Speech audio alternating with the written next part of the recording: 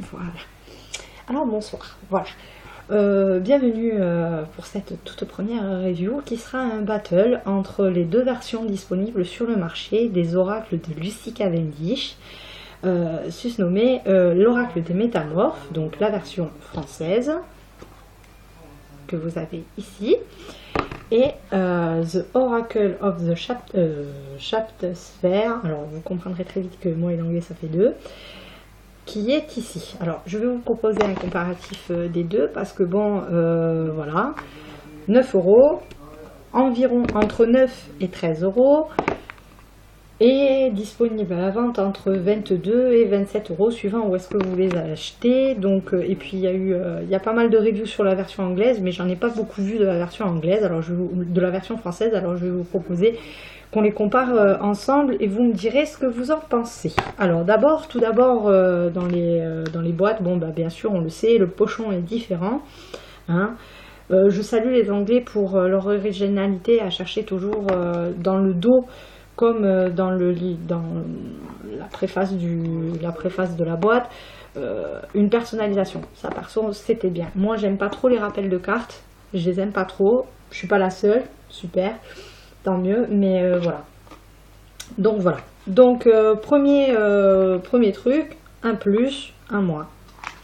Deuxième truc, un plus, un moins. Le cadre c'est pas forcément au top, c'est bien d'y penser, c'est pratique, mais sur le coup le métamorphe il sauve l'honneur parce que il vous est livré en version française avec un pochon en satin. Et tout de suite vous voyez la différence entre l'un et l'autre. Tout de suite quand vous ouvrez les boîtes, parce que moi j'ai eu d'abord la version anglaise et ensuite la version française, parce que je n'arrivais pas, vous comprendrez après pourquoi. Je trouve que la version anglaise manque de professionnalisme, vu que c'est destiné à un public qui est beaucoup plus jeune, alors que la version française est restée dans le cadre du bon. Certes, c'est un oracle qui est particulier puisqu'il traite les changements, mais c'est pas tous les oracles qui le font. C'est tout nouveau, voilà, bravo Lucy Cavendish. Mais le problème qui s'est posé, c'est que l'un est destiné à un public plutôt, on va dire, un professionnel, même si c'est écrit de façon un peu légère et un peu fifi, s'y retrouve dans la version française et comprend le mécanisme des cartes au fur et à mesure qu'il les pratique. Autant dans la version anglaise, ben moi j'ai eu beaucoup de mal. J'ai trouvé ça écrit un peu trop Betty Boop et ça m'a beaucoup déçu. Donc ça, ce sera le truc. En plus, ils se sont concentrés beaucoup sur les dessins qui sont d'une qualité exceptionnelle, certes, mais comme c'est un jeu qui est destiné aux filles et pas dans un cadre professionnel, il n'y a pas cette symbolique divinatoire très présente dans l'édition francophone. Je vais vous montrer ce que je veux dire par là. Alors, tout d'abord, on va comparer les deux decks sur l'aspect extérieur. On va passer au deck vite fait. Après, je vous montrerai les decks en général, les livrets et ensuite les cartes spécifiques. Je vais vous montrer. Alors, voilà, premier comparatif. Le jeu entre 9 et 13 € et comme je vous ai dit, hein, voilà, il y a 10 balles de différence, 10 à 15 balles de différence entre l'un et l'autre. Et tu sais pourquoi. Premier mauvais point pour les Anglais. Allô? C'est du carton ou du chewing-gum? Je me pose la question. Mauvaise qualité du carton, puisque c'est un truc pour jouer à la belote. Par contre, le dos, bah, ces grenouilles ultragéniques, moi, j'ai adoré. Voilà, j'ai adoré. Il n'y a pas de dorure. Ça fait jeu de petite fille. Et puis voilà, c'est trop malléable, c'est trop flex. Ce carton, il est pourri. Tout de suite, le deck français, à l'extérieur, il vous en jette une. La dorure. Ça fait pas pro ça. Déjà, tu sors le jeu du pochon en satin. Et ensuite, tu sors le jeu, il a la dorure sur le côté. Après, le carton, ben, comme j'ai dit, il y a 15 balles de différence entre l'un et l'autre en moyenne. Tu le sens de suite. La qualité n'est pas la même. Là, tu peux... Voilà. Il faut avoir des grandes mains, mais bon. Le jeu, il se fout pas le camp à la moindre pression, tu peux le tenir jusqu'à la dernière carte. Même, bon, voilà, les dernières cartes sont plutôt solides, ça n'a rien à voir.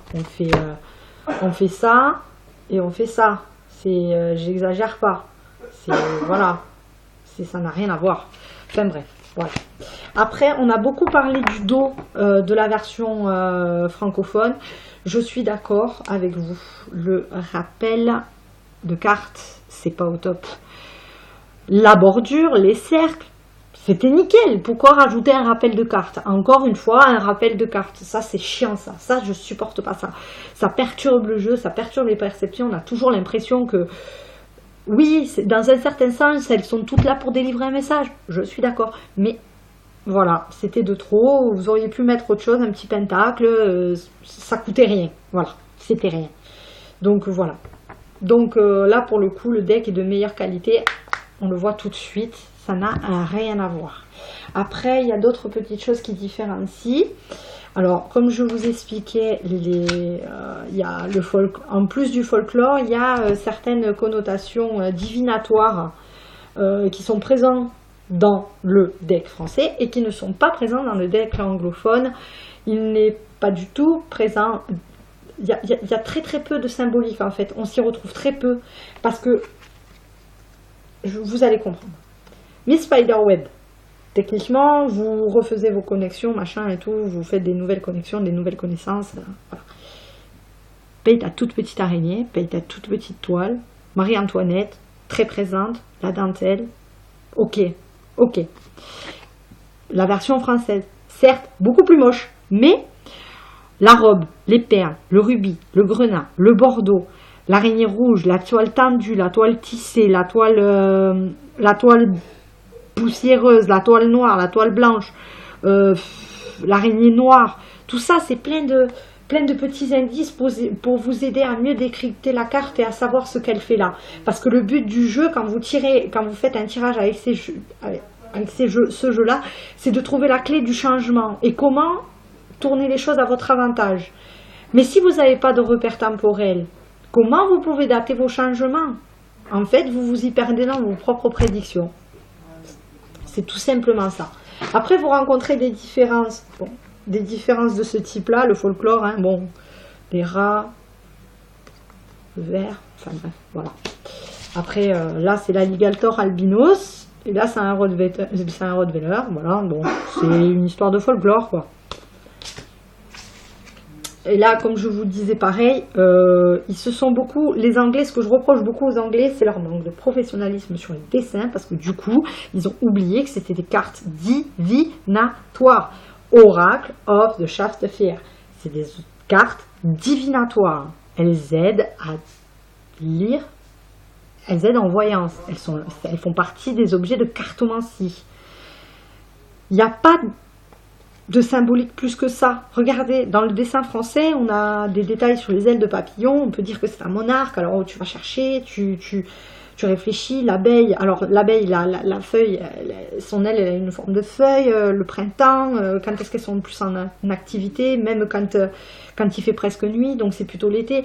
Vous avez plein de petits repères, plein de petits clins d'œil qui peuvent vous aider à déchiffrer la carte en elle-même et ce qu'elle va vous aider à faire. Parce que c'est pour ça que vous les avez achetés. Enfin bref, pour les lire, quoi. Après, vous avez les différents cadres. Hein, donc là, vous avez le cadre horizontal pour le courageux jeu en voile de peau. Moi, je trouve ça un tout petit peu rikiki. Hein. Bon, c'est très professionnel, mais c'est très rikiki. Alors que là, la carte est pleine. On est étendu, on va vers la vision. Il y a des cartes comme ça qui sont très bien faites dans le deck anglo-saxon.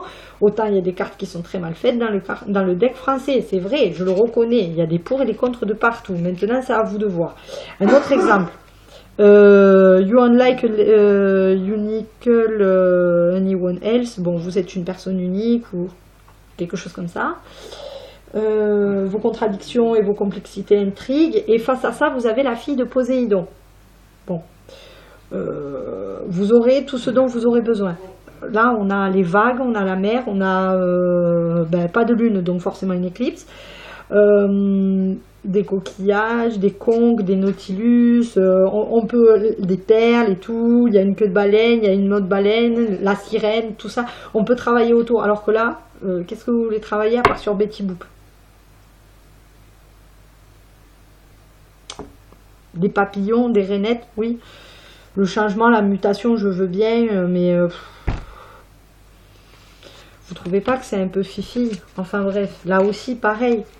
Pour parler de la famille, le deck français a choisi, pour parler de la famille et des êtres qui nous sont chers et dont on prend soin, les Anglais ont choisi Little Brother and Little Sister et de petits dragons. On voit pas beaucoup de symbolique, je suis déçue. On te parle de petits amis, de petits frères, de petites sœurs, d'amis plus jeunes, mais pas de couple, pas de choses comme ça. On parle pas de mari, d'enfants, on parle pas de grands-parents, voilà, de neveux, de nièces. On parle vraiment trop jeune, c'est vraiment trop jeune. C'est destiné à un public plus jeune, voilà. Alors que là, on a la femme dans son ensemble, le Nautilus, l'évocation de la Vénus, enfin bref, le bébé, le Léviathan, la cité d'Atlantique, après, voilà. Là, pareil, trop guimauve, bien plus réaliste, parce que les dinosaures, il y a le dinosaure, le léopard, le retour à l'instinct animal aussi, c'est tout ça. Après, je vous montrais aussi, c'était pour vous montrer en face, il n'y a pas de lune, hein. Pour la même carte, on n'a pas de lune. Et c'est ça qui manque, certains détails temporels pour aider à la question de « Oh, mais c'est super! Et c'est pour quand ?» Et toi, tu ne peux pas lui répondre parce que tu n'as rien pour t'aider à dater. Tu n'as rien pour t'aider à dater. Rien. Enfin bref. Après, vous avez ces deux-là. Ces deux-là, alors personnellement, je les trouve très contradictoires et j'aurais adoré avoir celle-ci, The Stranger Companion and The Stranger Place. Dans le deck français, j'aurais voulu au moins un paroxysme, la même, parce que elle parle de comment on doit réagir et qu'est-ce qui vient en conséquence des défis relevés et des challenges qui nous sont posés pour changer, dans le bon ou dans le mauvais sens, et il faut faire attention aux conséquences, et c'est ce que ça veut dire et ce que ça implique. Alors que les loups de Venise, ben, ça parle de toute autre chose, enfin bref, voilà. Ça parle de toute autre chose. Sur le coup, là, je suis un peu perdue, mais je suis un peu pressée par le temps. Je peux pas, voilà. Alors, l'enfant loup. Pour le 10 et un amour de hérisson, là pareil c'est une différence dans la description comme dans le packaging, c'est-à-dire que là elles ont le même numéro, c'est tout ce qu'elles ont en commun. Voilà, donc l'un parle de la famille, l'autre parle des nouveaux amis. Et en dernier, je vais vous montrer l'autre cadre, alors je sais plus si je vous l'avais montré ou pas, mais bon, voilà. Donc l'autre cadre, hein, un peu petit, hein, je trouve, dans la version française. Là, c'est la même, le dessin est allé, ce que je vous expliquais pour l'envol de peau, c'est ce qui me dérange un petit peu. Donc voilà, on va passer au livret pour terminer. Donc le livret français Les Métamorphes, qui est très bien écrit, très bien conseillé. On trouve les clés des tirages, on trouve les clés des cartes, on trouve les repères temporels, parce que quand même, Lucy Cavendish, dans ses prénotes, vous donne des clés. Autant elle vous les donne là aussi, mais autant elles sont moins présentes dans le dessin du jeu, donc c'est plus difficile d'en avoir une sur un tirage, alors qu'on a plus de probabilité avec cela. On a plus de symbolique divinatoire, et c'est pour ça que j'ai choisi d'utiliser, moi personnellement, dans ma life, j'ai choisi d'utiliser la version francophone. Et ce, malgré les 3 tirages magnifiques du livre de la version anglaise, qui n'existent pas dans la version française, qui sont The Changeling Journey Spread, Fiddling Your Familiar Spread et Your Animal Chakra Spread. Voilà. Donc ces trois tirages-là ne sont pas disponibles dans la version française. Je suis dégoûtée parce que moi, perso, quand j'ai fait traduire ma version anglaise, j'arrive pas à trouver la clé des tirages. Alors c'est où la personne qui me l'a traduit ne comprend pas ce qu'elle lit, du coup ça perturbe ma compréhension, soit c'est les éditeurs qui ont choisi d'écrire ce livre comme étant de la guimauve, donc ils en feront de la guimauve du début jusqu'à la fin, entre la description des cartes, la description du but de l'oracle, de son existence et les aides pour les familiers. Alors, si j'ai un conseil à vous donner, ce sera faites attention aux symboliques, qu'elles soient lunaires ou pas. Maintenant, c'est un excellent jeu. Une fois que vous l'avez en main, vous l'avez en main. Mais si j'ai un conseil à vous donner, c'est de faire au 4 par carte, parce que sinon, vous y arriverez jamais. Vous vous laisserez trop déborder. Bon, ben, je vous dis à bientôt pour un nouveau battle. Et peace.